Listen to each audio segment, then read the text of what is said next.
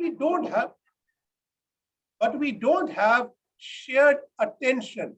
Our attention span of either side is not shared. So we need to focus on each other. I'll give you one example, China. To Germany, China is an opportunity. For India, China is a threat. Such a difference of perception. With France, we can talk this much more easily. With Germany, no. Second point, during the German presidency of the European Union, Germany put its weight behind a comprehensive agreement on investment with China. It didn't do so with India. And all my German friends who I spoke to, they said, we wish we had done it with India. But it didn't happen. It was left to the Portuguese presidency to bring it back on the table. But let us see now, what is it that Indian and German companies can do together? Because they are the ones who are going to save the relationship. The government structures are all in place. We need to facilitate the companies. So there are 1,600 companies from Germany as per the Indo-German Chamber of Commerce. They tell me the number has finally gone up to 1,800. But a closer study of these numbers, for instance, let us look at VDMA, your machinery manufacturer. They have 600 members in India. But how many of them manufacture in India? 200. 400 are representative of sales office.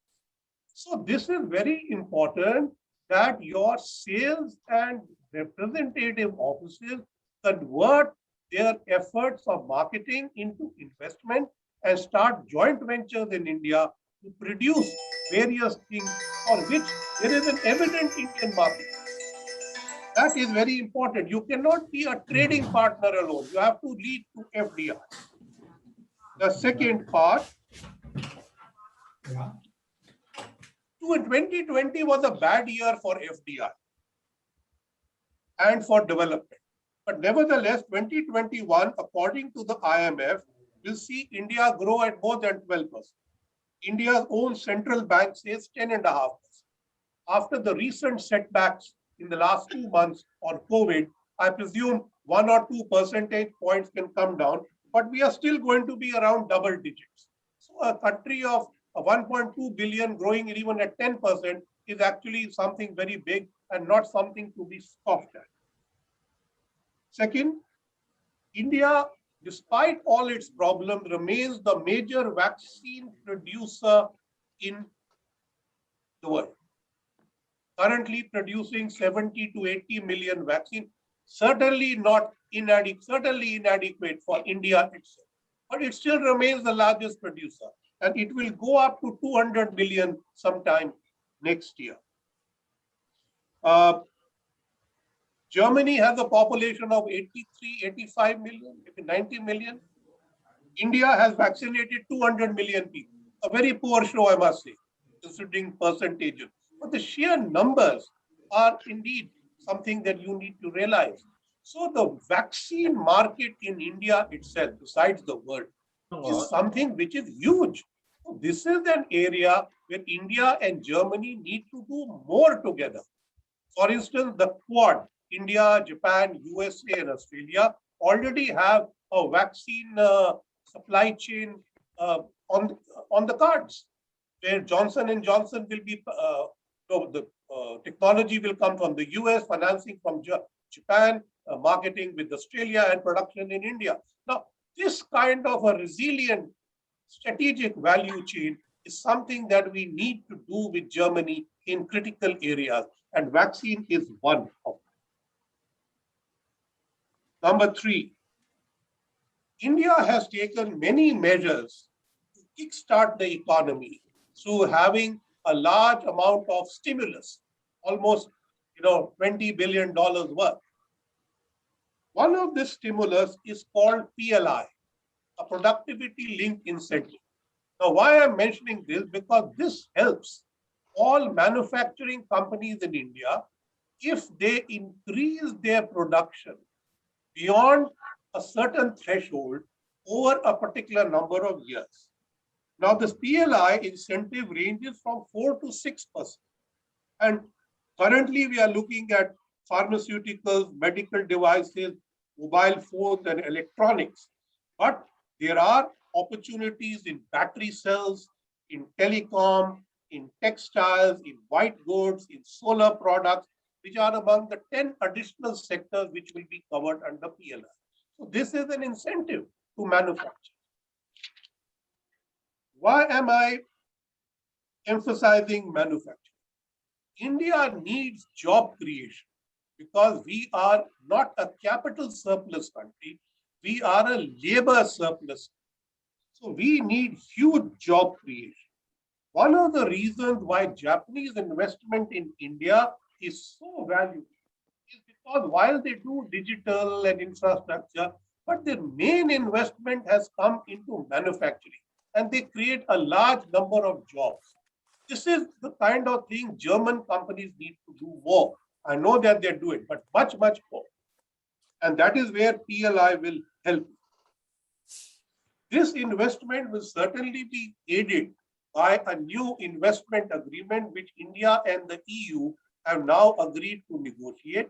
And we hope that once that agreement is quickly in place, the Hermes guarantees for trade finance and FDI finance will be more easily available to German companies, though in 2019 at the IGC, Germany did announce that despite not having a bilateral investment agreement, they were finding ways of extending the Hermes guarantees, but I think it should become easier. Consul General has mentioned the fast track mechanism. What I want to say is it works. Because recently when I spoke to several German companies, when I was writing a piece on why does German investment in India not flourish, I found that they were actually all happy with the fast track mechanism. And I spoke to Invest India, who also said most of the problems have been resolved. So what is this is essentially companies which have problems can aggregate them through the German embassy and present them to the Indian government, which then deals with the problem through appropriate ministries and state governments and gets you a response. What German companies have started to do, and I welcome this, is to look at India not only for its own market, but as a hub where they can invest and produce more for other markets. So this is not necessarily a China plus one strategy, but I think Germans are allergic to hearing that India is an alternative to China. So let's call it an India plus strategy. So they are augmenting investment in India. Forget about China. So we look at India, they augment investment to increase their footprint, increase production, create hubs which will take care of West Asia, Southeast Asia, and even other countries through better manufacturing practices. But along with this strategy, we need to get back to the strategic resilient value chain idea. Because the idea of a strategic resilient value chain is to put your money beyond a single country, which may be cheaper to operate in. But you need to balance out what you are doing so that your aims and objectives as companies can be fully met and you're not left stranded by any event which may happen. I also want to mention here that Germany seems sometime to be waiting for the impossible. For instance, waiting for beautiful German large cars to be declared as people's car and therefore not be charged 28% GST. Sir, ladies and gentlemen, this is not going to happen. A Mercedes is not a Maruti. Please remember that. So a Mercedes is going to continue to be charged at a higher rate. So these unrealistic expectations of the Indian tax system should not be taken into account. You just leave them. Work with the system as it is. Much as Indian companies have adapted to German government and other practices to succeed in Germany. It is that adaptability that is called. So when we talk about resilient value chains, we also talk of the critical factor of adaptability. When we look at a wider gamut. What I would like to see is an Indo-German collaboration where we tap wider markets in Africa, where India has an edge, in Latin America, in Southeast Asia, and elsewhere, so that the market footprint of German companies who invest in India is taken to the next level. I want to conclude by saying that I invite the Mittelstand, as Consul General said, make in India Mittelstand. A whole chapter in my book, on this book, is on make in India Mittelstand. That is a very good program, but we cannot remain confined to the Mittelstand. We want Germany to come in and do railways, do aero parks with Airbus, do big things. And under the India-EU connectivity partnership, many new opportunities are opening up. So I hope Germany will be India's strategic partner in a true sense. The world is open for us. Ich habe bis am 24.06. die zweite Impfung. Welche Impfung? BioNTech. Gut. Wieso? Wieso? Weil ich... Nee, weil ich aber Kurse gebe in Bochum und im Grunde als Assoziierter der Stadtverwaltung Bochum ich halt im Impfkontingent mit drin war. Deshalb. Ja, ansonsten glaube ich, wäre ich im Herbst dran gewesen, aber keine Ahnung. Bitte bring dich einmal online. Ja. Okay. Ja, aber nicht so. Bring dich mal ins Bild.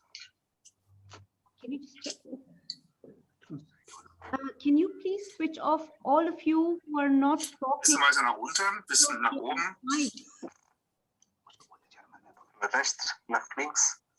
Alle, die Licht von der linken Seite. sprechen, bitte Mikro ausmachen. Okay, Kate, wo ist Brina? Hallo. Können Sie bitte Ihr Mikro ausmachen? Aber keine Ahnung. Warum nicht?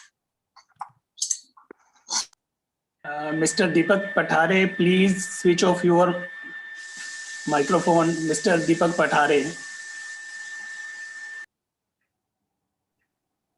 Okay. Thank you very much, Your Excellency, for your excellent presentation. And I must say that being a very keen and ardent observer of EU-India relations, I was struck by how India and Germany and EU and India have the same problems.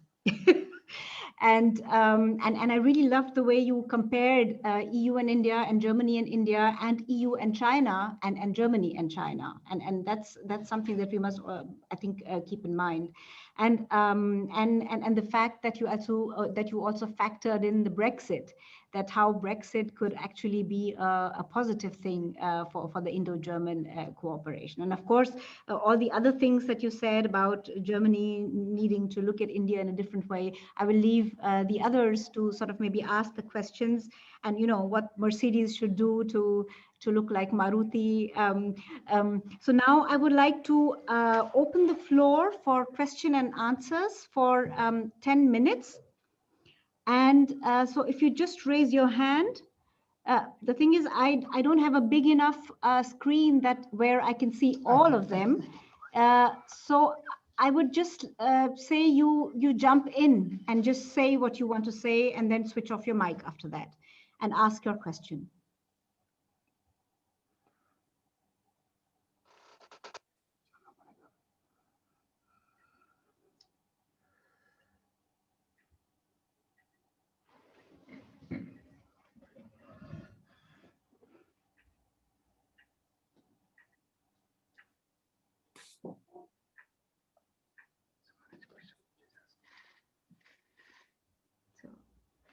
Would somebody like to ask a question? Or maybe one of our distinguished guests would like to ask a question? Sir, I have a question. Please go ahead. My name is Kishore, and I'm a final year student in business management, studying in Bremen. And my question is, can how easy is to set up a startup in Germany where some business can be outsourced and done in India in terms of IT outsourcing uh, from a small scale perspective? Well, to be honest, I can't give you a fair answer on how to do it in Germany. But when I was in Germany, every German government agency told me how easy it is to do in Germany, meaning it's not easy to do it in India. So I presume it's very easy to do it in Germany. And once you are there, we can always help you to find the right sources. And GINSEP, the German India, startup exchange program, is always there to help you with that too. Thank you, sir. Thank you for your answer. Hello, I'm Abhijit Yadav. Basically, I'm a petroleum engineer by profession, living in Germany for 15 years. It was a very nice talk from you, sir. I have a question. You kind of mentioned that Germany needs to do a bit more in terms of investment. Do you also think that in India is failing, or do we need to do more to attract the investment compared to China or other competitors, other Asian countries? I don't think now it is a question of promotion. It is a question of perception. And I think where Germany is concerned, India is at a serious disadvantage because Germans just tend to believe that China is a better place to do business. And that is the frustrating part. And that is why today, when we look at the Quad or look at the Indo-Pacific, we are getting much more resilience out of the United States, out of France, out of Japan, out of Australia. Australia was no trade friend of India, I can assure you. But they're all coming together to work with us in a strategic sense. And why strategic sense? Because they believe that China needs to be challenged and we must all work together, including with it. Germany does not have this perception. They believe that China is just fine to do business. So how do you compare them? The decision is made.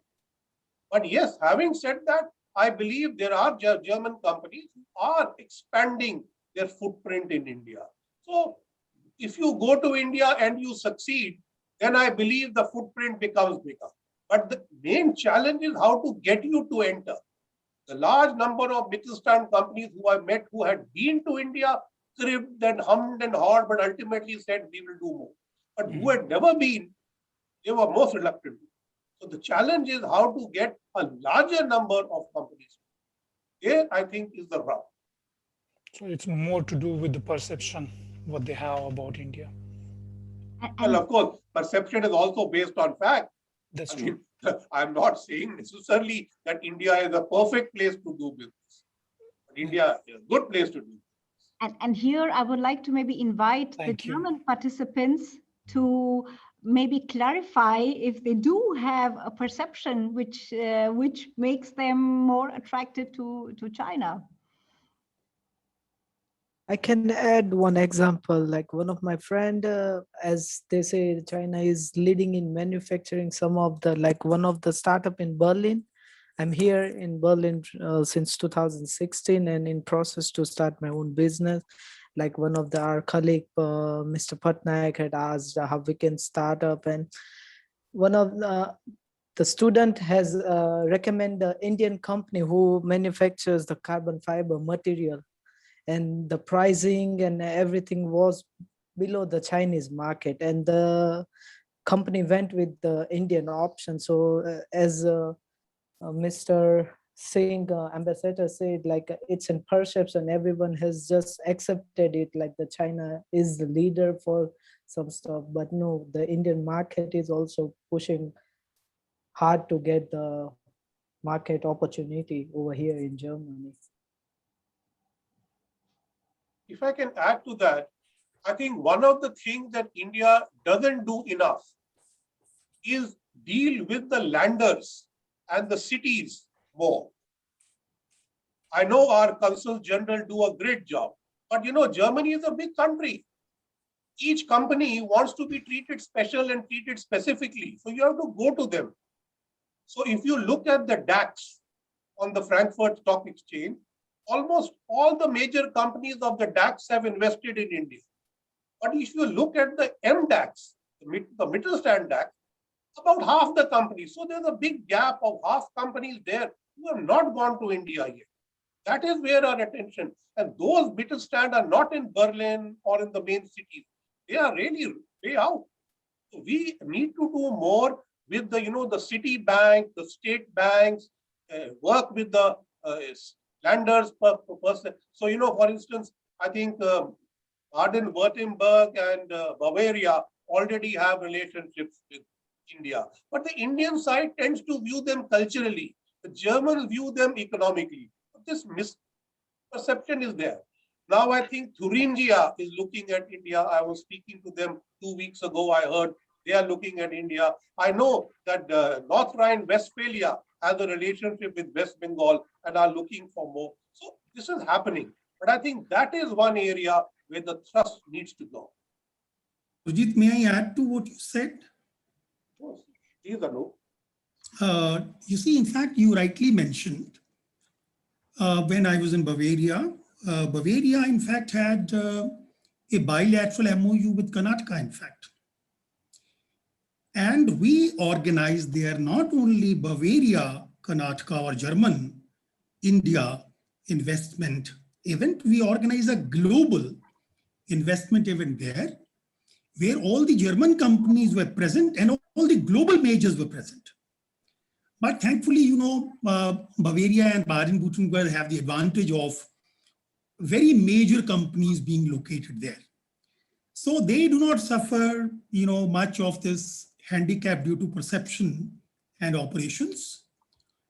Sometimes they have better access to the market than even the government channels. So Munich, sitting there, I had this advantage that I was dealing with very large companies. But when we were going to the middle MSMEs, they had the same problem. They said, can you please hold my hand till the end? Now, of course, the government institutions like consulates and embassies, or even ministries in Delhi, they are not able to afford to hold a hand till the end. They can hold the hand till the entry gate, or maybe a little beyond. But then beyond that point, the company or the investor has to deal with it. Now, that is part of the game. If you want to succeed in a market, you also must know how to settle those issues. So if there are very, very irritating big issues, of course, the government must jump in and hold the hand. But they should learn to handle minor issues. I think the problem was that we thought Germans were too organized and they thought Indians were too chaotic. But the issue is that you have to deal with, if we dealt with their over-organization, they had to deal with a bit of Indian chaos. I totally agree with you on that. Thanks. Thank you. Thank you, Anup.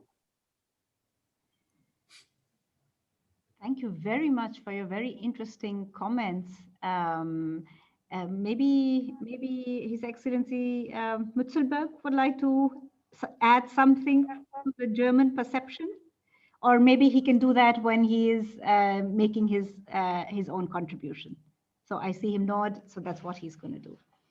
Yeah, thank you very much. And I just want to, because I didn't do that in the beginning, and I'm really sorry for that, I would like to recognize all the important distinguished guests that we have amongst us right now. So we have of course the three crème de la crème, their excellencies, Gurjit Singh, Bernd Mützelburg, and Anup Mudgal. But we also have the CGI of Frankfurt, Mr. Amit Tehlang, and we also have Mr. Lakshmi Mohan, who is the CII representative of Europe. Welcome, sir. We also have Pallavi Mishra, who is a representative of FICCI in Germany. And I welcome you all from the depth of my heart, and I'm really glad that we all could make it. And I also welcome many of my colleagues from the Hochschule Bremen, many professors who have joined, and I've just seen their names. So, and also many people who have attended our events, the German-Indian Business Summits in the previous years, and the German-Indian Business Leaders Talks, and people from the Mittelstand and people from the startups. And so I don't see anybody from any big companies. I don't see my guests, the people that I invite from Airbus or from Mercedes, but I see a lot of big a big palette of people, and also many of my students and the general Indo-German community in Bremen and in Germany. Yeah. So thank you very much for your presence. I would like to now invite His Excellency Mr. Mützelburg. Bernd Mützelburg. So like many German diplomats of his generation, he was very much influenced by the then German Foreign Minister Hans-Dietrich Genscher, in whose private office he worked during the years of German reunification. So which is an amazing thing. I mean, we could have a separate meeting just on that, yeah, about what you did during those years. And he spent many years in multilateral diplomacy, especially in the context of the United Nations, being the Director General for UN matters and global issues. And his most challenging assignment at home was, yeah, we could also have another meeting for that, being the National Security Advisor to Chancellor Gerhard Schröder. So he served as ambassador and head of mission to Kenya, to Estonia, and to India. And his last assignment before retirement was as German special envoy to Afghanistan and Pakistan. Since then, he's heading a small consultancy, Ambassadors Associates International Networking, and focusing on the interface between business and government. Thank you very much, sir, for accepting our invitation and being here today. The floor is yours. Thank you very much, Dr. Shazia, also for the flowers. I would add to this that I'm very, very glad for this initiative taken by the GIBS and Dr. Rajesh Mishra. It is, of course, a particular pleasure and joy for me to participate at the same forum now with my good friend, Ambassador Gurjit Singh, who has done so much for the improvement of Indo-German relations. But I would also like to recognize the two Consul Generals who right now are, so to say, at the front in trying to improve what we all expect to do, namely to fill our strategic partnership with more content. Obviously, I share much of what Gurjit Singh has just said, including the, let's say, the challenges which he put in front of us, including his impatience as to the speed in which we are moving in some respects. And I would also say that, of course, his stock taking, so to say, was fully in conformity with how I do see things. Nevertheless, let me just point out that we have nevertheless achieved quite a bit over these 70 years of Indo-German relations. India really is now on the radar screen, not only of German politics, but also of the German business community, not so much as China is. I'll come back to that a little later.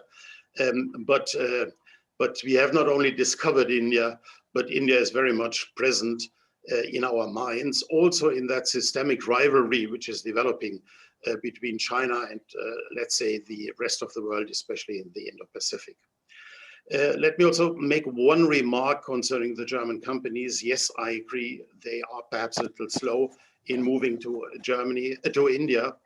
But one thing is absolutely clear: when I look at their reporting of these 1,800 companies, Indian companies, who have established business in India, they are all quite content with what they are doing. And not only that, they have much better numbers in terms of, business results, of profits, and also in terms of perspectives than they would have in Germany. So I think that is part of the consolation which we take along. I don't have to emphasize here that German companies are perhaps more risk averse. That has to do with our history than companies from other parts of the world. But I think this is also changing in the meantime. But I fully agree, of course, there is no reason whatsoever for complacency. The potential of possible win-win situations, of gains which we can make on both sides is still totally underused.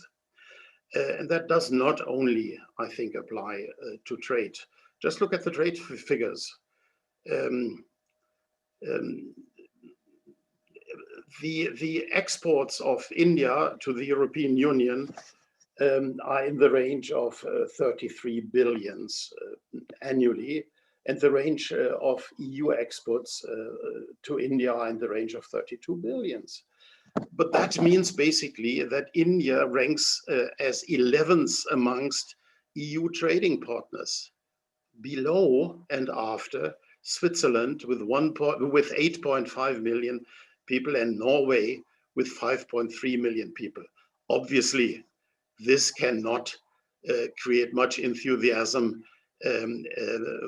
in our hearts. I think we've got to do much more. Plus, of course, the world has also changed, I think, with the corona pandemic. At least the perception of our world has changed. Corona has caused, of course, tremendous human suffering, tragic losses, and I would also like to say at this opportunity how much sympathy we have for the situation in India. And I'm not content, I'm not happy with the slow way in which Germany was reacting, but at least I see that in terms of immediate humanitarian aid, things get into motion. But I'm perhaps even in this context, in the context of our speech today, I'm more concerned also about what the corona pandemic has done to both our economies and in that context, of course, also to the global economy. But then corona, I think, has also highlighted the structural deficits, the imbalances which we all had up to now. And in that respect, it also puts forward a continuous challenge to us, and it has produced lessons. It's, so to say, a wake-up call, a crisis which has also caused changes. Now, we all know that the instinctive reaction of governments have been to sort of retreat into splendid isolation. We have retreated on the platform of our nation states, we have closed borders, we have prohibited exports of vaccines, and so on and so forth. And we have all acted a little bit like Trump with his America First notion. It was then Germany first or India first, whoever it was. But I think, unfortunately, this has been overcome now.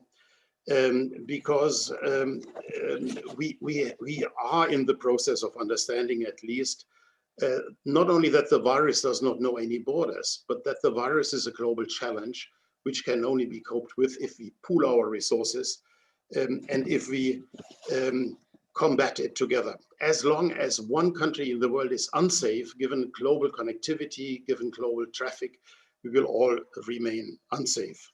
And therefore, international solidarity, international cohesion, international cooperation is, of course, a demand of, I would say, even enlightened self-interest. Take the situation in Europe, for example. Many Germans are still complaining when they look towards the United States, when they look towards the United Kingdom, that these two nations have been able to start a vaccination process much faster because they have not been relying on European production and on European dissemination, so to say, of the vaccines. But had we not taken a European decision, I'm firmly convinced then perhaps 3-4 countries, including Germany, which is relatively wealthy, would have gotten its vaccine fast. Some countries within the European Union would still wait for it, And then there would be some countries in the middle. That would have caused a tremendous challenge for the cohesion, for the integration of the European Union. And therefore it was good to operate on the basis of European solutions. And I would say this example can also be transferred to the global situation. The pandemic is just one case, although of course a particularly striking case, which demonstrates to us that falling back on nation states, going alone approaches are not solutions. Why is that so? Because global issues need global answers, need global approaches, and because only by acting together, only by pooling our resources, material and intellectual, can we really cope with the challenges which these global crises pose to our social systems, to our economic systems, including, by the way, also to our health systems. And can we, in particular, of course, hope for a repair, for a revitalization of the global economy? Let me start with the economy. Obviously, the first demand of our days is okay. Nee, das ist doch gut. Ich meine das auch. To make our health systems much more resilient. Because now we know that after the pandemic might just be before the next pandemic. Mind you, this pandemic was not really a black swan, as some people think. Experts, scientists have often spoken about the possibility, or at least the potential threat of similar pandemics, but our policymakers have not been able or not been willing to react to these threats, because it is always cheaper, of course, to say this is abstract and therefore we leave it to a later generation. So I think this lesson we should have learned. Both Germany and India will have, first of all, of course, to do their homework. We have to allocate more resources to our health systems. But especially in this field, and Gurjit has already referred to it, I see also a very, very particular and tremendous opportunity for us to create win-win situations. And that's not just in the short term, but also for a long-term partnership. As you know, the mRNA vaccine has about 280 components supplied by 86 different countries, by 86 suppliers from 19 different countries. And India, as was rightly said, is the most important supplier in that respect. And as we all know, this vaccine is so complex, it requires such cooling chains that obviously not everybody can sort of operate with it, let alone produce it. If you only make one mistake in putting together these 280 components, then the whole series is gone. But India, I think, is amongst the very few countries with its very elaborate pharmaceutical business and industry who could indeed cope with such a challenge. Therefore, I think the answer of the day should, in the long run, yes, also be a transfer of patents or perhaps even an opening up of patent laws. But in the short run, because that process is so complex, we need partnerships between the Indian pharmaceutical complex and between German producers. Mind you, even we in Germany had to realize that we can't really produce these vaccines. We were fortunate enough to have two immigrants, two Turkish scientists who developed this vaccine, but we didn't have the production capabilities in order to produce for our demand, let alone for the European or for the global demand. So if we want to have a sustainable, a resilient production chain, then I think we need the cooperation between India and Germany. And by the way, this would also apply to infrastructure changes, because the real challenge is, of course, for the future to think in terms of risk prevention, to think in terms of risk mitigation, and to think in terms of risk management. And that all will require, of course, much more cooperation between our two countries. The most pressing challenge I mentioned already is, of course, to revitalize our economies. How can this be done? I think we need, of course, to revitalize growth, but not any growth. I think if the pandemic has taught us something, then it is that we need the right kind of growth. We need sustainable growth. We need a growth which does not overburden our ecology continuously, not overuse the scarce resources of our planet. It seems to me, by the way, that on the bilateral level, we got the priorities for revitalizing the economies right. If I may just mention, of course, the most important sectors in which we cooperate. We focus on education, including vocational training, also given the need, of course, to create more jobs in India. We focus on the cooperation in science, research, innovation, by the way, including also the promotion of startups, as one of the questions was. We concentrate on issues of connectivity, on crucial areas of environmental protection, including renewables, on digitalization, artificial intelligence, and so on and so forth. I don't want to bore you with that. But I think we have far too often, fallen behind in terms of implementation. The areas defined are right, but we have not given enough urgency, we have not given enough action-oriented implementation to these issues which we have defined. Why? I think there are many reasons. One of these reasons may be that we don't know enough about India. It is an issue of perspection. Another reason is that, especially we in Germany, we have been focusing far too much on the issues which arose out of the unification of Germany, out of the unification of the European Union. We are risk averse, and so on and so forth. You can issue many things, but at least I would say, with our former President Roman Herzog, we in Germany, wir haben kein Erkenntnisproblem, sondern ein Umsetzungsproblem. We in Germany, we don't have a problem in analysis, but a problem in implementation. And if I may say so, I think the same applies, of course, to a certain extent, also to India. The Germans have been running around over the last 16 years after the reform introduced by Gerhard Schröder, and been asking everybody else to undertake reforms while we have refused to undertake.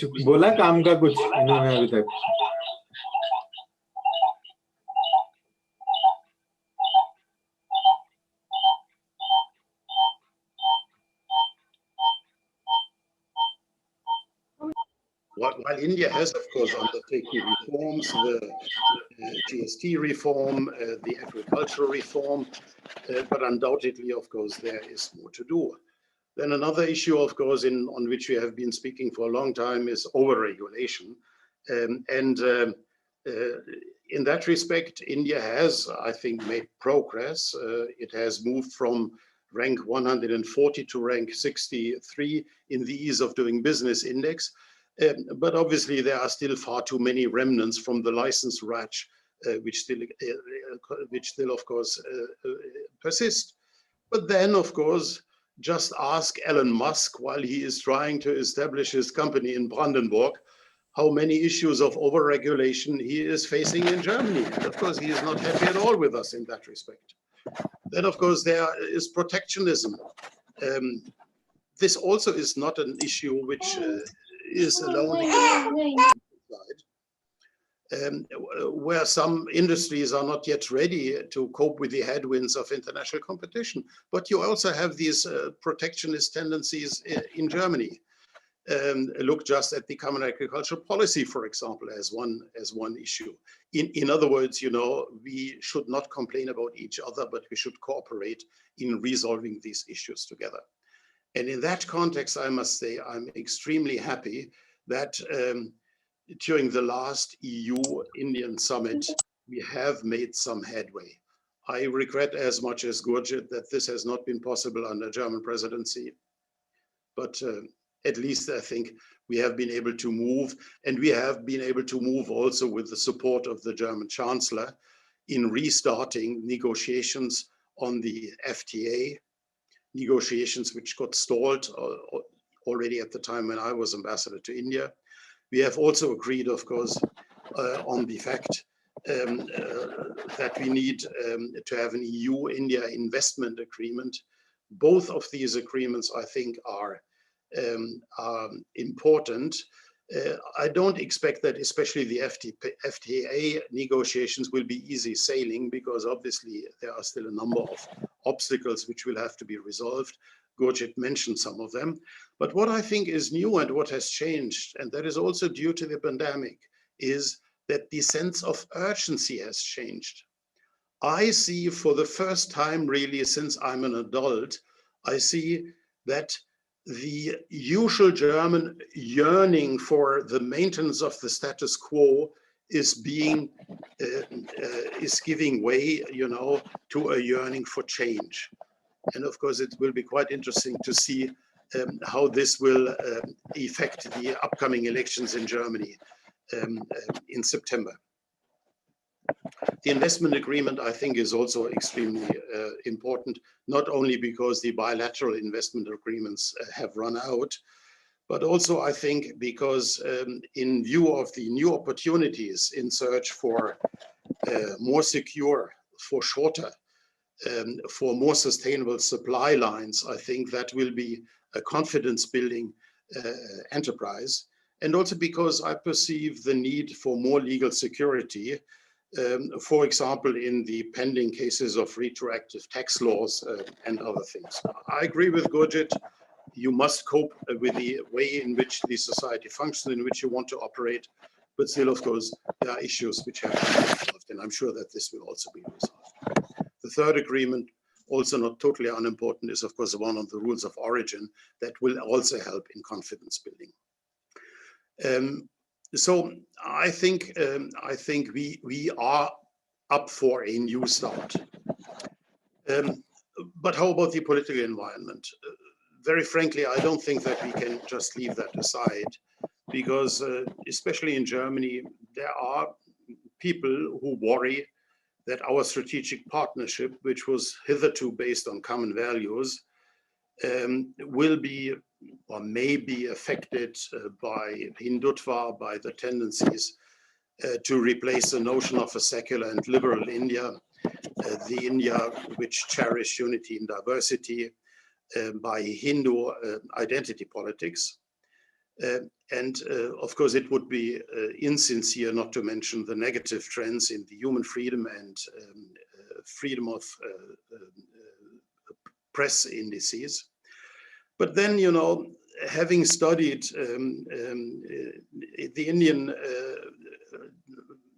democracy, the extraordinary, the astonishing way in which the Indian democracy has deepened and has thrived in spite of sometimes very, very odd conditions, I personally am quite confident that these worries are an overreaction, that the safety valves, that the self-healing mechanisms in the Indian constitution and society will prevail. Just taking a look at the globally oriented, very well-educated Indian middle class is for me, you know, a very much encouraging development.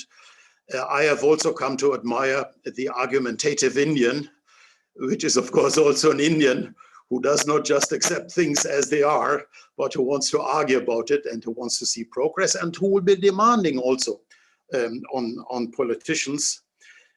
I see that already now, you know, a feature of Indian democracy is at work, the famous anti-incumbency factor. You know, in other words, I do not share these worries. I'm still very much upbeat as far as the Indian democracy and its workings are concerned.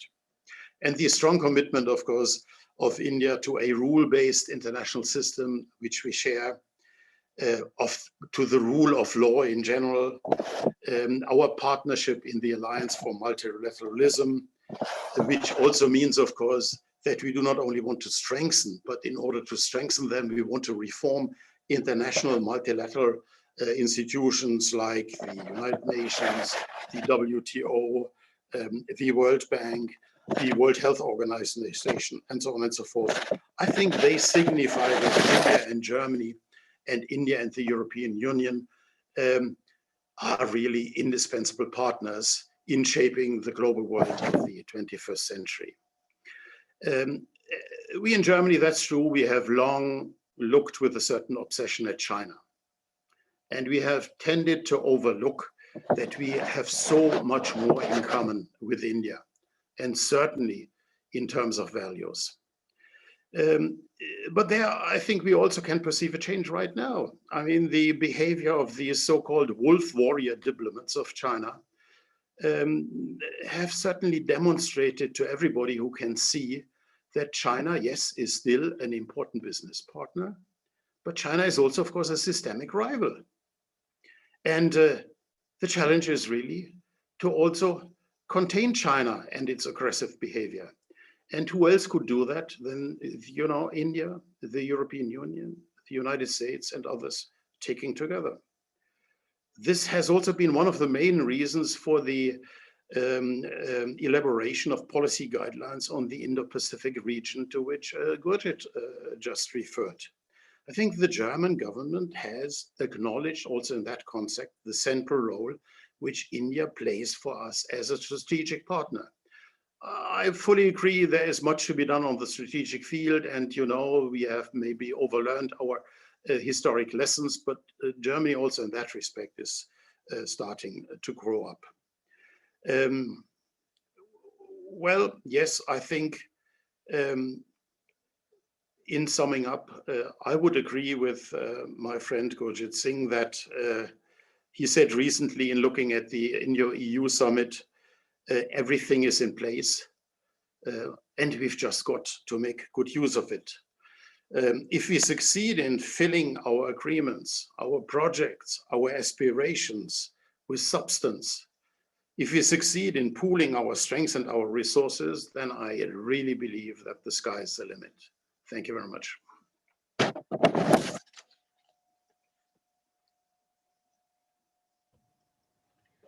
Thank you very much, Your Excellency, for this really comprehensive. I mean, I'm repeating myself because I said the same thing for His Excellency Gurjit Singh, and I must say the same for you, because although you're talking about the same topic, these are two different presentations with two different foci and extremely important points that you have raised. I mean, you were talking about this very active middle-class Indian. And I was wondering if any active, very active, politically active and economically active and Indians want to ask any questions. And like I said, you can just jump in. You do not need to raise your hand and wait for me to do it, because till I scroll through all the screens, yeah, we will have lost time.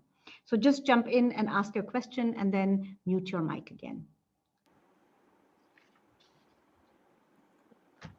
Thank you, Excellency, for the very important and outlook perspective that you had for the collaboration between India and Germany.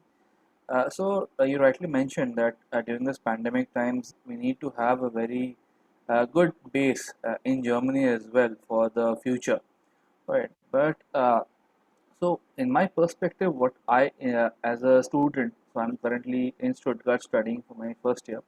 So what I personally feel is that the students form an important base for the business perspective, because they are the future, they are the roots of the future.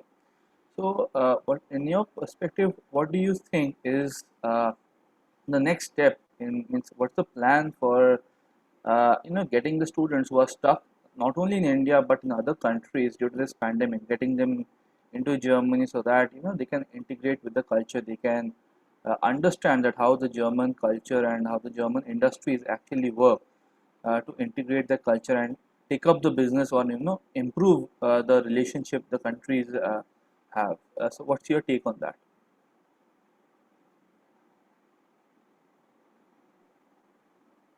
I agree with you that obviously it's the students who will forge the future together with us.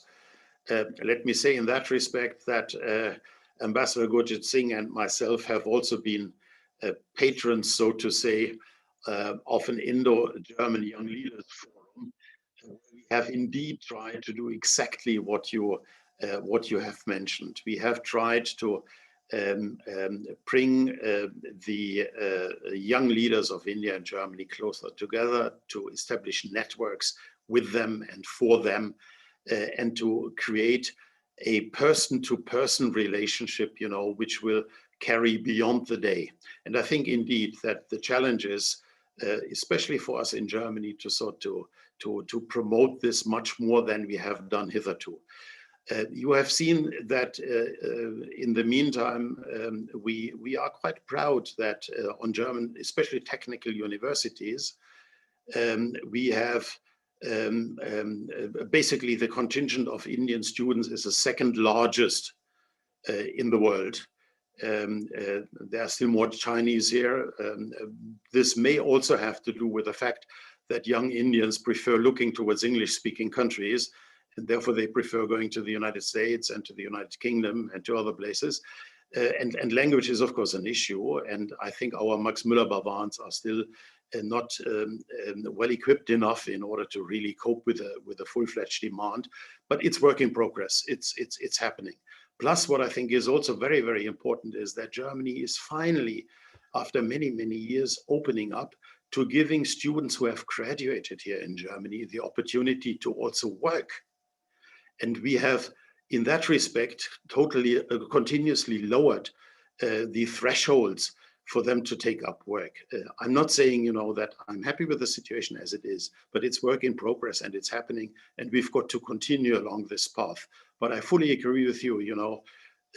What you say is really how we can forge the future between our two countries, which at the end of the day must be based, by people not only knowing each other, but also appreciating and respecting each other. And I think the main problem which we still face with respect to India is the perspective in Germany that India is a faraway country, is still very much an underdeveloped country, which is not true. In so many fields, we can learn from India. When I look, for example, at the way in which digitalization has developed in Germany, my God, the Indian software prowess is much more developed than ours is, and that is true in many fields. If I look, for example, to what India is doing in terms of satellites, in terms of, discovering the world beyond the world, so to say, then I really think in the nuclear field, there are many fields, and therefore, these wrong perceptions can be corrected, and they will only be corrected if we meet more often, if we know much more of each other. And the last point which I want to make in that respect is, while we have a considerable contingent of Indian students in Germany, the same is not true in the other direction. I think we've got to work much more often on both sides, that more German students are also going to India. So there is still work to be done. Yeah, hello, I'm Abhijit Yadav here. So thank you, Mr. Mützelburg, for your wise words. You touched upon the perception and also a bit about Hindutva in your talk. So I'm just curious, it is not a criticism or a negative connotation to it. So when we look at India, then of course the rivalry with China comes into play immediately whenever we talk about the businesses. China has not been a fair player. It's evident, let it be issuing open threats to neighboring countries, the border issues, aggressive behavior from the Chinese communist parties. COVID is a good example how they tried to play it down and how world is suffering because of that. Democratic values, human rights issues, these topics, are they of not any concern for the German government, or let's say European Union, so to say? And where do moral, ethical, and democratic values stand when countries like Germany or European Union invest and cooperate with a fairly aggressive country like China? Will there be a change in the China policy in the coming future? Thank you. Still on, yes. No, I think I can hear you loud and clear. I have often held that especially German diplomats should be careful in trying to lecture other countries. By the way, Ambassador Gurjit Singh knows that this also required me to reform my own thinking. In Kenya, I was a rather staunch supporter of the introduction of democratic values into the country. But I think we Germans have no reasons to lecture other people. But on the other hand, of course, it is quite clear that our partnership, our specific partnership, was so extraordinary because it is based on the values which we share. And therefore, I think also that India is, of course, for us, a much closer, a much more of a family friend than China can ever be. By the way, I mean this also literally. When I was living in India, I was in no time accepted in Indian families. And when we went visiting there, for the second or third time, the children called us uncle and auntie.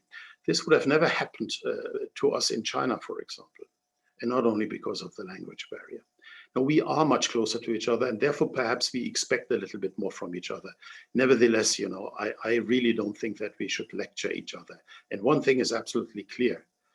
China can never be a partner in that sense in which India can. Maybe we overlooked that for too long. One of the reasons is, of course, China was a market which developed much, much faster than the Indian market. And China was, of course, and still is, especially for the German automotive industry, which is still, I think, one of the most important most important employers, is, of course, up until today, an indispensable market. But it is a market, full stop. It is not a strategic partner. It is a systemic rival. And I think that will also have to be taken into account by German business in the long run. And I think when I speak to German business leaders these days, they understand it. In India, maybe when you go into a law court, it takes some time until you get a judgment, but you get a judgment which is based on the rule of law. In China, you don't know. You are totally delivered to the grace, you know, of the authorities, and that's it. Take, for example, international patent rights, international intellectual protection rights. We have occasionally, we have a little dispute, for example, in the situation of a pandemic right now, but basically we share the same thinking. We believe in the same set of rules of laws. And therefore, you know, I'm absolutely concerned, even if it were not for China developing into a systemic rival, that our partnership with India is bound to become more and more important if we only give it enough attention. Attention, I think, is really the catchword. And that requires, of course, understanding as to what is happening there. Thank you. Yeah, hi. Hi, this is Vineet here. So basically, first of all, thank you very much all the speakers for this very insightful discussion. My question is basically, Mr. Singh also highlighted the perception thing, and now we are talking about the perception. And on the top of it, you raised some concerns about the political scenario as well as the, so to say, the freedom of media and things like that. And then Abhijit and you yourself mentioned, highlighted some very valid points, but still we are stuck with this perception. So what are the possibilities? What are the top 2-3 things that Indian government, the corporates, as well as the agencies like CII, FICI, and all of them, and of course, Chamber of Commerce from Germany, what are the top 2-3 things that we need to focus upon in the next 3 to 5 years to actually counter that perception? Because I've also experienced that perception. German companies are more than open to look at India, but only as a market, Indian market per se. They're not looking India as a hub for the global business, global operations like they do in China. So what possibly we can look at top 2-3 things in your experience, in your understanding that we should be looking at as a government, as agencies, as corporates? See, I don't want to really give any recommendations, let alone more to the Indian government. I think the Indians, knowing them, are strong enough, are vocal enough, are argumentative enough, and have the right, of course, to make their views known in elections, to express their aspirations and their expectations. And I have no doubt really that, what is necessary will be done in the context of India. What I see is indeed that we have a perception issue, but that has also to do with the fact that we don't really focus enough on each other. We, the professionals, do, of course. But how many reports do you read about positive developments in India, in Germany? India appears, when there's a cyclone hitting, like now. India appears, when there's a pandemic creating havoc, but India is not really here present in the minds of people with its tremendous achievements over the last couple of years. And I think that has to change. And one thing which I would recommend is that, for example, Indian media are trying to be better represented in Germany, but also German media better represented in India, because that will change perceptions, of course. We need more knowledge about each other. And of course, we need to focus much more on youth exchanges. And certainly in terms of youth exchange programs, we can do more. Thank you very much, Your Excellency, for your wonderful presentation and your answers. And I think I learned a lot in that, and especially the diplomatic way of saying what works, and then putting it between, so it's sandwiching it between what works and what doesn't work, so that in the end, something positive really appears. So yeah, thank you very much for your very interesting presentation. Now it's time for our third crème de la crème, His Excellency Anup Mudgal. Ambassador Anup Mudgal retired in May 2016 as India's High Commissioner to Mauritius. His diplomatic career spans 32 years, and where he's served partly at the headquarters of the Ministry of External Affairs, handling relations with India's neighbors, ASEAN, Russian Federation, and some countries of Central and Eastern Europe, as well as issues relating to human resource development. His assignments abroad were in Brussels, Belgium, Mexico, Peru, former Yugoslavia, and of course Germany, Austria. And post-retirement, he's even more active than he was pre-retirement.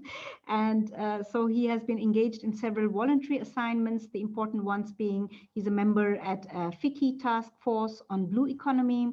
He's a member of Steering Committee on Blue Economy under PMEAC and chairs a working group on security, strategic dimensions, and international engagement, and member and core team of Kalinga International Foundation, chair Diaspora Committee, ARSP, former Joint Secretary, Association of Indian Diplomats, and also he's a guest lecturer at various higher education and professional institutes. He has co-edited and co-authored several books and articles on a range of policy issues, and of course the most important thematic focus is blue economy, including Industry 4.0 applications, maritime security, diaspora, development partnership, and trade policy and market access. Thank you very much, Ambassador Mudgal, for taking your time and being with here today. And now, I love to make this joke and say, instead of saying, now the floor is all yours, I'd love to say, the screen is all yours.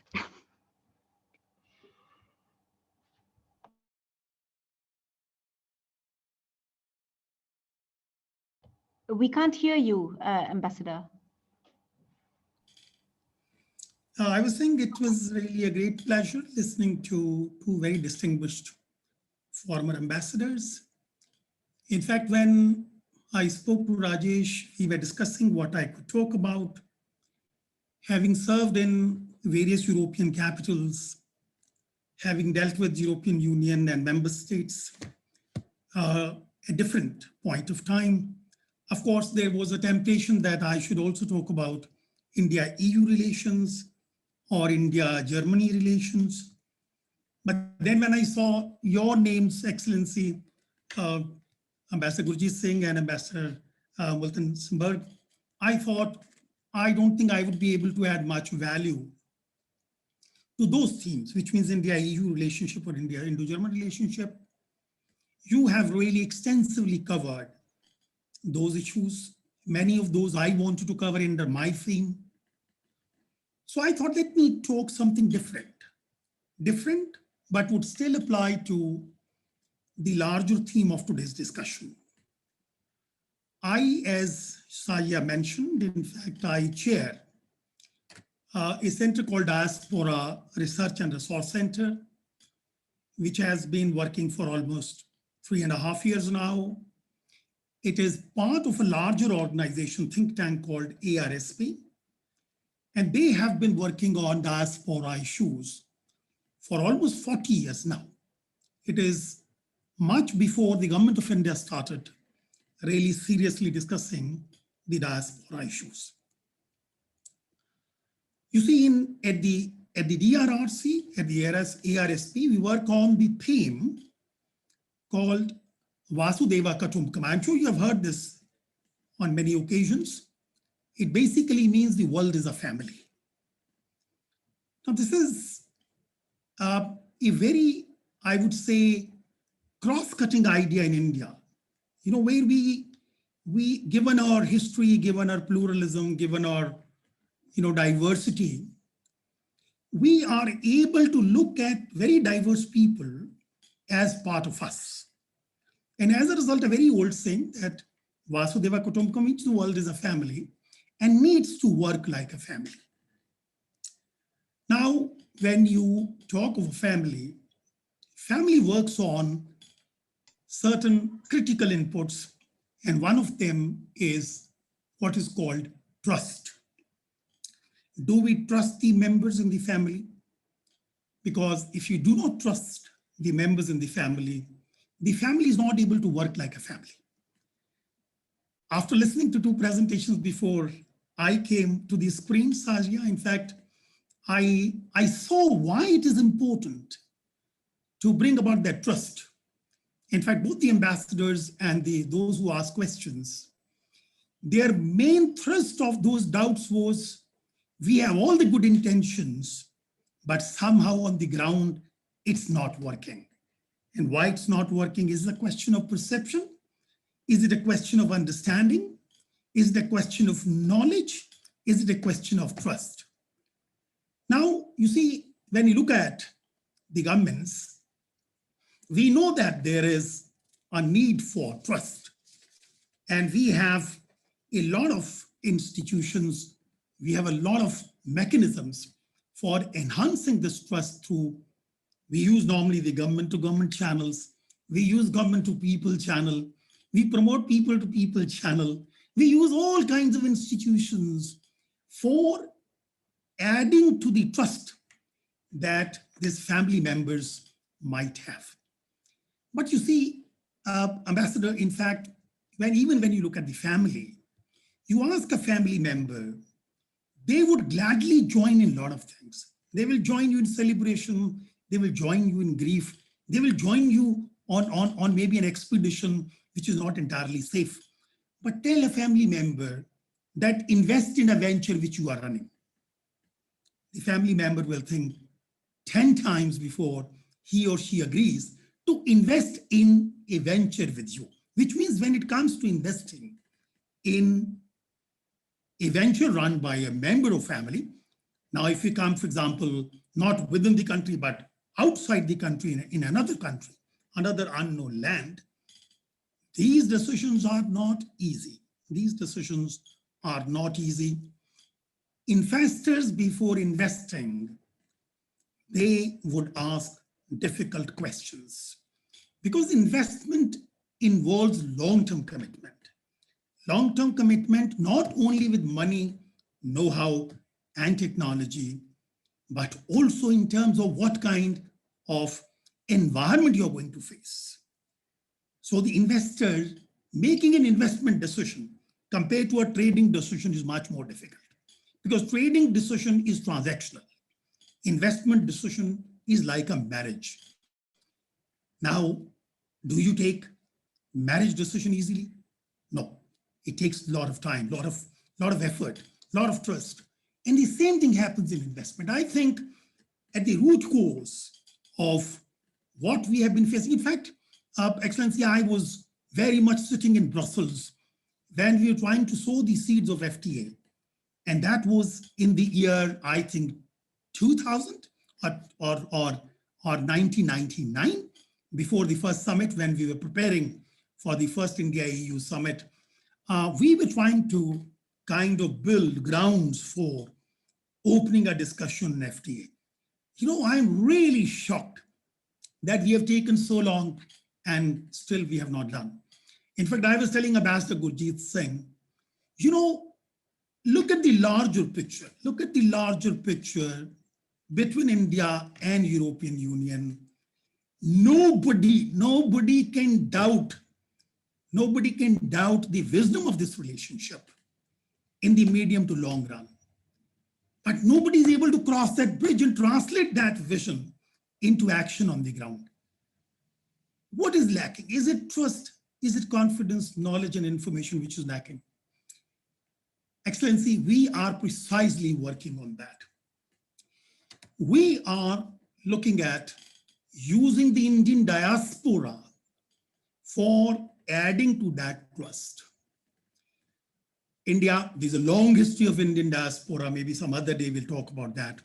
But if I look at the contemporary situation, Indian diaspora, which is probably amongst the largest in the world, if not the largest, we are 33 million people of Indian origin and non-resident Indians living in more than 100 countries. And Indian diaspora has done exceptionally well. They have done very well economically. They have done very well educationally, culturally, and now even politically. We had, Excellency, in Delhi, a conference of Indian origin members of parliament all over the world. We took only the sitting parliamentarians, not the former parliamentarians. Excellency, we had something about 160 members of parliament, mayors and ministers of Indian origin coming from almost 50 countries. And this number, if I do it today, will be larger. We have students, we have entrepreneurs, we have investors, we have traders, we have the cultural people, we have the journalists, we have the social workers. It's a very diverse diaspora.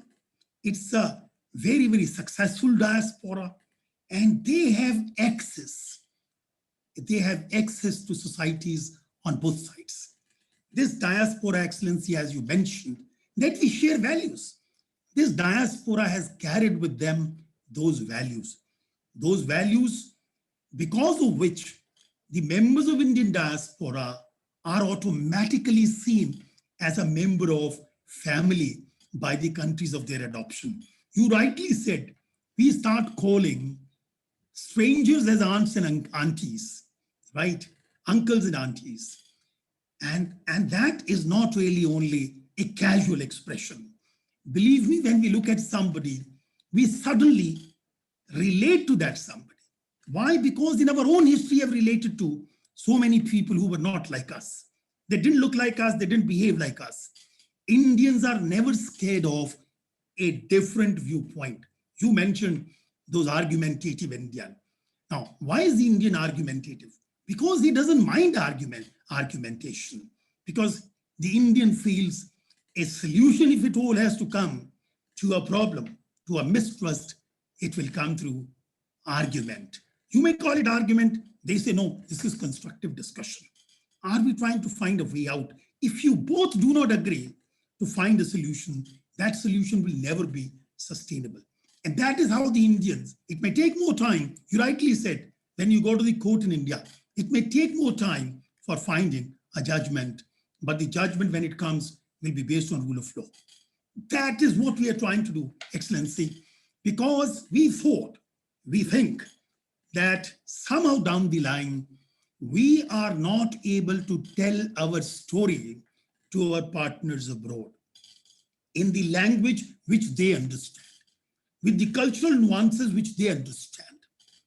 And at the same time, we have not been able to understand their stories because they are in different language or different perception or different cultural nuances. Excellency, that is what we are trying to do. We know the diaspora is able to provide that bridge. The diaspora understands our language. When I say language, I mean a wider perspective of language. It's not only the language, but its cultural connotations, its business connotations, it's the confusion connotation, right? It's wavy mind connotations. It's going forth and back mindset. All those connotations I talk about. But Excellency, I'm sure you served in India, you know it. There is order in this turbulent looking behavior. And that order somehow we have to convey to our partners. And those messages, that story cannot be conveyed strictly through official channels, because official channels have too many restrictions and constraints of using language. Therefore, we want to use the diaspora in acting that bridge, which will then help overcome this missing trust, this perception question, which is absolutely essential. They need to carry that story abroad and explain to people in the language which they understand better.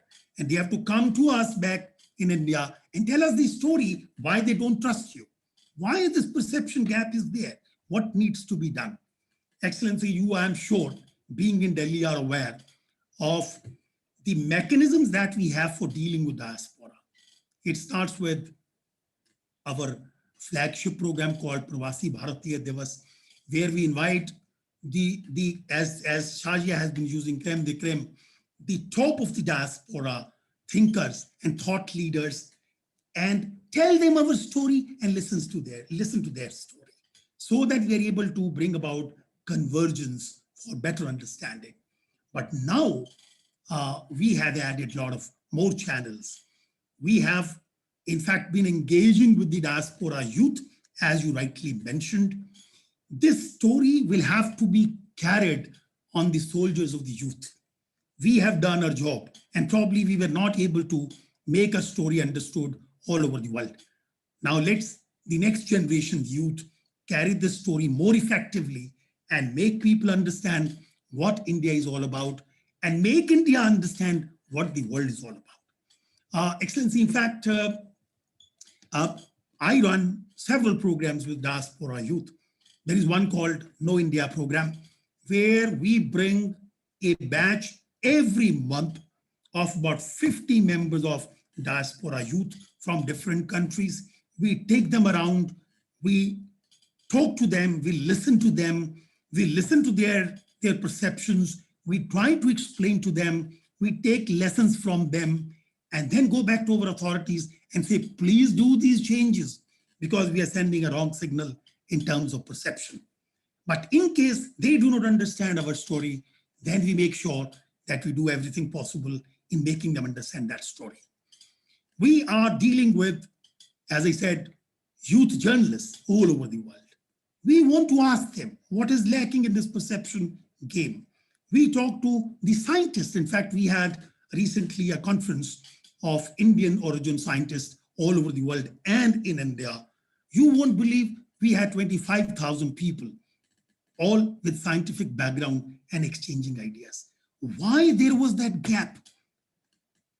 I think we hope what the official channels have somehow not been able to achieve, the diaspora would achieve those goals of bridging the trust gap, the perception deficit. In fact, you mentioned about COVID, so did Gurjit. In fact, if we look at the mega trends post-COVID, I think we need to seriously look at the contribution India can make to finding more sustainable solutions. And we need to look very carefully at the European Union, how we can together make that difference. Excellency, as Sajia mentioned, I also work on sustainable development goals. I am a member of a task force on blue economy. I work on circular economy. I work on other sustainable development goals. And I am convinced sustainable development will not work unless everybody works together. And I am convinced when everybody works together, role of European Union and role of India will be critical to those pathways to success. If we do not come together for whatever reason, I'm sure we will fail the future generation in not giving them the pathways for more sustainable solutions. Otherwise, we'll keep facing the problems of pandemic. We'll keep facing the challenges to globalization. We'll keep facing these arguments of India first or EU first. I think we need to understand it's humanity first. If we do not work for humanity, India first or EU first simply will not work. I think we need to carry this message to our industry. Excellency, I will try to recall one of the situations I faced in Germany. In fact, I will not go into my experience at Brussels, wonderful experience and wonderful stories to share, and then in Austria and Yugoslavia. But I went to call on Honorable Mayor of Stuttgart. And on his table was a coffee book, which had two pictures of two buses, a public bus in Stuttgart and a public bus in Delhi. The public bus in Stuttgart had seating capacity of 40 with only 12 passengers, and the public bus in Delhi with the seating capacity same of 40 but 80 passengers. I told the Honorable Mayor, I said, Mr. Mayor, please have a look at this picture. That is what India and EU are all about. There are areas where you have the capacity and we have the demand, and there are areas where we have the capacity and you have the demand. Please look at the bigger picture, don't miss it, because sometimes we get bogged down by nitty-gritty and we miss the large picture. And believe me, if we miss the large picture, it simply does not come back. It does not come back in the original form. I think I would be inviting through this conference. I do one conference per month with Indian youth diaspora in on different themes from different journals. My next one, in fact, should have been with European Union. Somehow because of the COVID, we have postponed it to next month. We are doing it with young entrepreneurs, young professionals, and young students. We basically want to be very frank with them.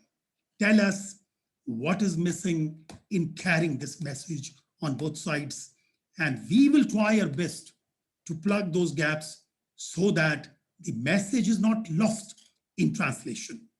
With these words, I'll thank you very much for giving me this opportunity.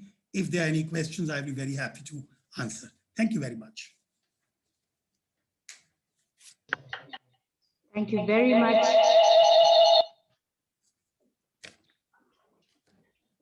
I'm sorry, we have.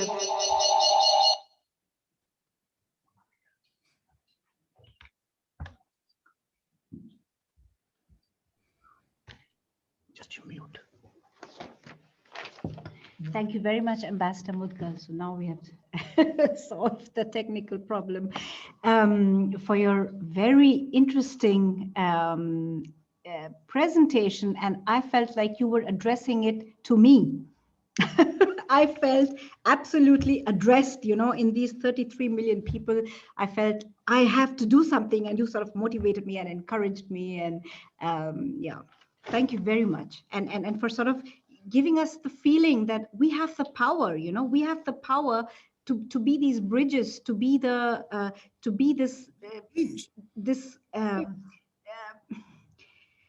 really this link, this missing link, which shows what is wrong and why this deal did not work. Was it something cultural? Was it something because of the language? Was it something because of the current political context, or some sensitivities? I mean, that is something that we know better than the people who are in India, and we know them and they know us. So it's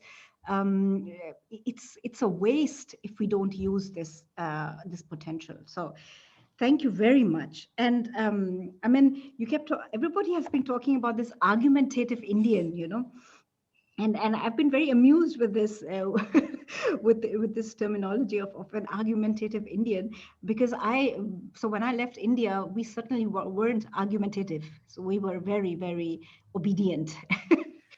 So I come from that generation, but I have seen, and I have a lot of Indian students now also in Germany, and I see the difference, and I see the difference in culture about, and I know what you mean. I just wanted to, I know we don't have too much time, but I must give you this anecdote about the FTA. So all three of you mentioned the FTA, the Ambassador Gurjit Singh, Ambassador Bernd Mützelburg, and you too.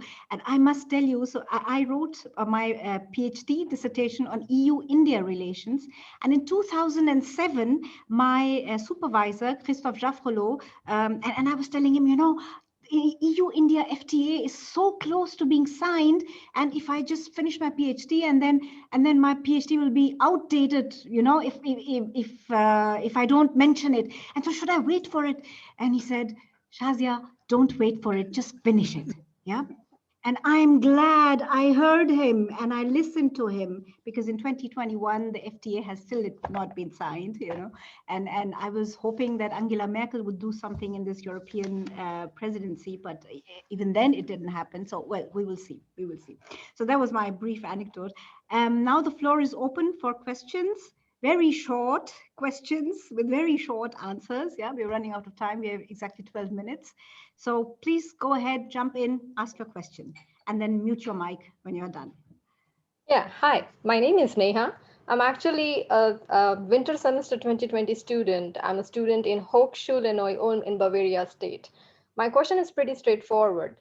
I wanted to ask you something about, I'm sitting here on behalf of all the students who were unable to travel due to the travel ban. And that travel ban is implemented 1 month ago.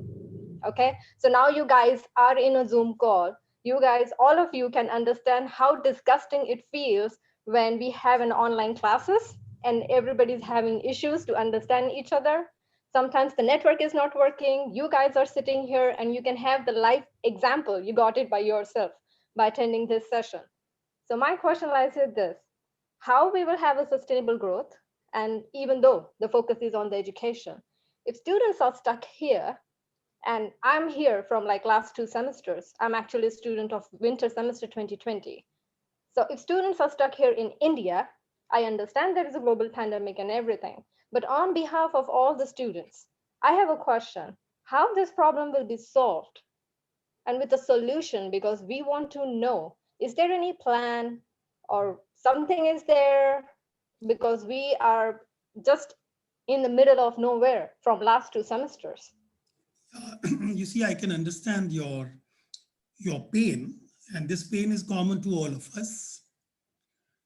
I'm sure you know, when in the first wave, the travel got disrupted, we carried out world's largest operation of moving people.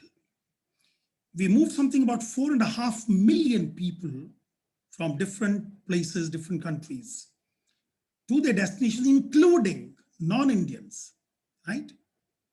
Non-Indian origin people. My own, advice to you would be, you see, now we are well on our way for stabilizing the situation. You see, till January, February this year, we were managing the pandemic. We didn't have a solution to the pandemic. But thankfully, from January onwards, with vaccination, we might have a more reliable solution.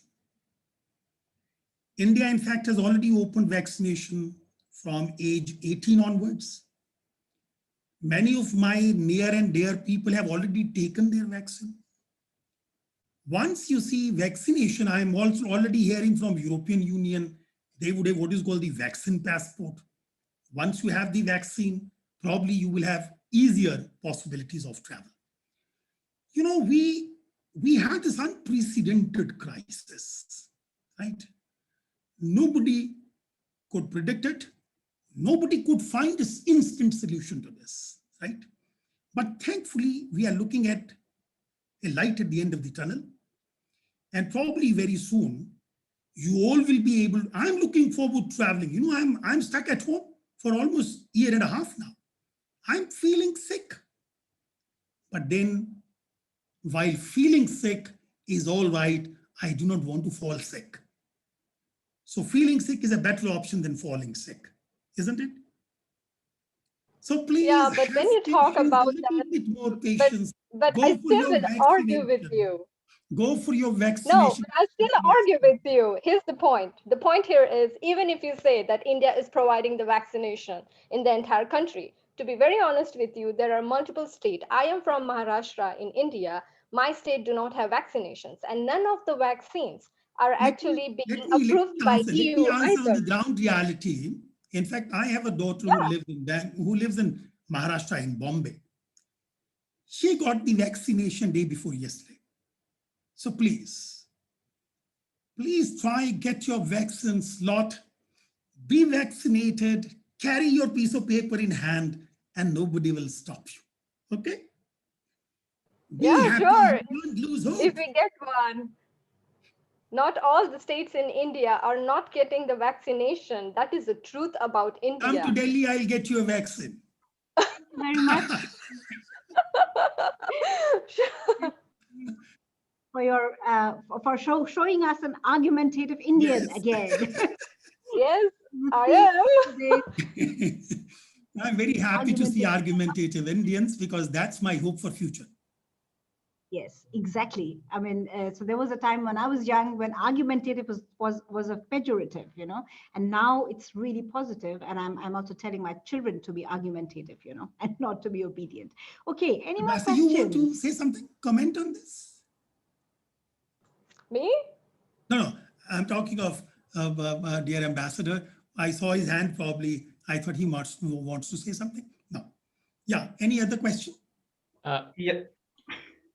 Can you get me? Yes, you can hear me, right? Yeah, please. Well, I must say, I didn't expect very much constructive discussion here, but I'm really surprised, and I must thank all the ambassadors, Ambassador Mützelburg, Ambassador Mudgal, and of course, the Gurjit Singh. I know the two of you, but Mr. Mudgal, we haven't met, I think.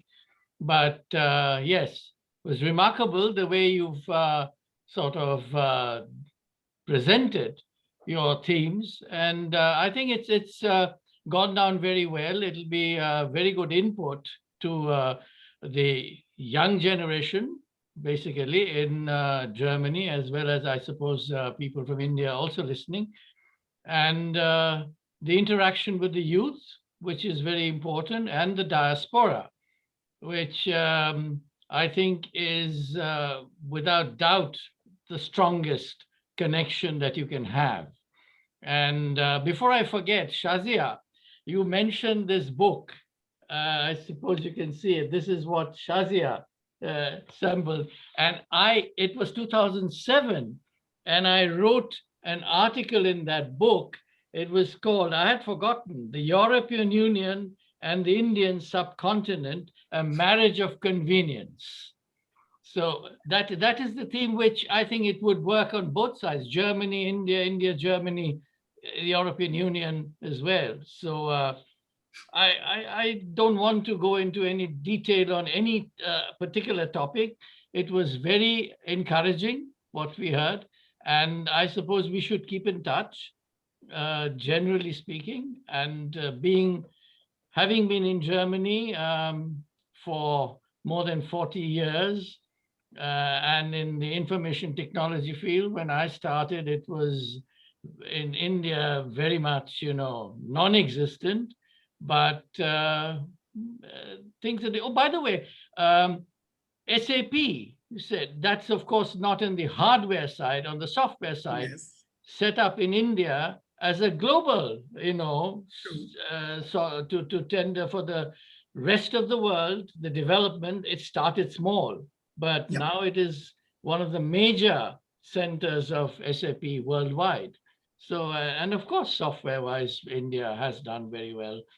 And thank you, all of you. I just wanted to express my appreciation generally. Thank you, all of you. Surya. I mean, for people who do not know. Thank you so much. Thank you so much. For people who do not know, Surya Chandra Bose is the nephew of Subhash Chandra Bose, the great-nephew. I will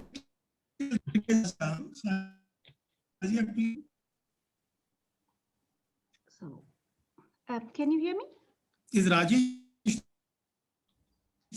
So we can't hear you very well, sir.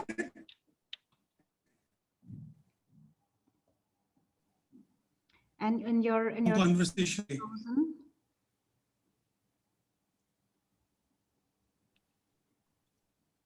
Hello. Yes, we can hear you now. Something wrong. We can hear you now. Yeah, Shahji, in fact, I would send you. Yeah, I will send you my. You have my email ID. Yes. Please circulate to those who are interested in this diaspora youth dialogue.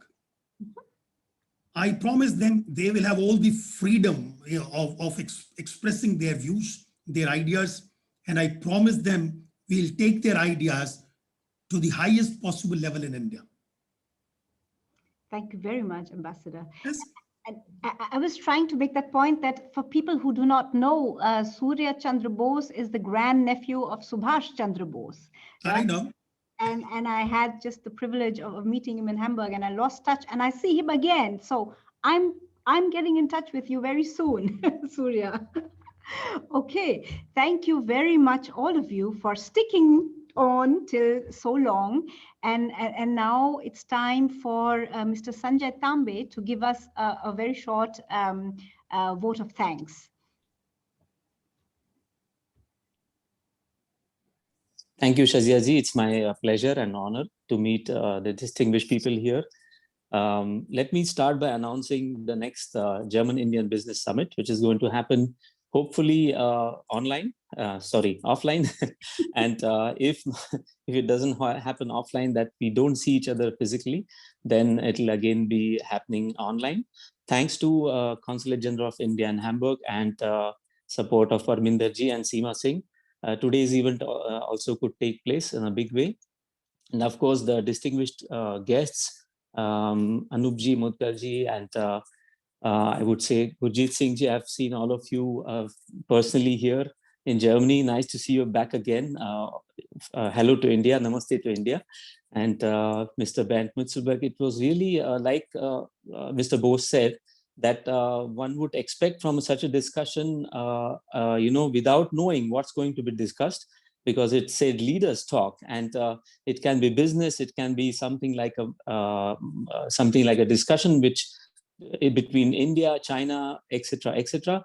But it turned out to be a very, very enchanting discussion and very current discussion. Also, some questions were answered, which are very current. So I felt very nice to be a part of this and helping out here. Also, students from Hochschule Bremen, Mr. Amrit Pathak and Priya, they have also been a big support. And the Hochschule Bremen and Jinko are part of this German Indian Business Summit, which is a GIBS. Please participate in that. If you would like to, contribute to such events in the future, please be a part of this network, which is called German Indian Business Summit. There is a website also for this. So please join that website. And of course, Rajesh ji is leading this chapter of GIBS. So also thanks to Rajesh ji that this thing is coming in place.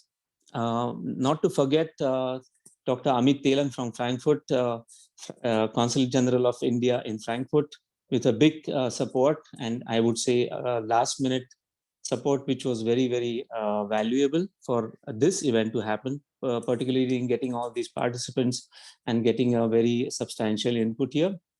My role has been very minor, and I connected very well to the speakers and to the issues which are being expressed by students as well as businessmen. So I would like to hear more on this. Let's keep all of us in touch, and a big, big, big thank you to all of you for spending time on this platform. See you again very soon. Namaste. Bye-bye. Thank you so much, Sanjay. I want to also say hello to Amit. Amit worked with me in Delhi, very dear friend of mine. We were together in Germany. He was in Berlin, I was in Munich. But I didn't see him.